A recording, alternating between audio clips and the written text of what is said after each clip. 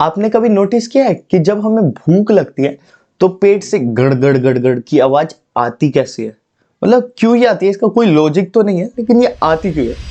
आ जाओ मैं बताता हूँ। जब तू भूखा होता है तो तेरा स्टमक ब्रेन को नोटिस भेजता है कि भाई फूड आ रहा है, रेडी हो जा। फिर स्टमक और इंटेस्टाइन मसल्स दोनों कॉन्ट्रैक्ट करने लगते हैं और उसी के कारण जो हवा होती है और डाइजेस्टिव जूस होता है वो हिल जाता है और उसी के वाइब्रेशन से ये ग्रोलिंग साउंड इफेक्ट आता है। और हाँ, ये सिर्फ भूख से नहीं आता, ये डाइजेशन के टाइम में भी होता है।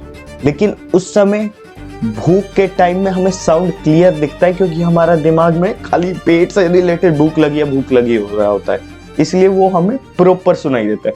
और ये डाइजेशन के टाइम में भी होता है।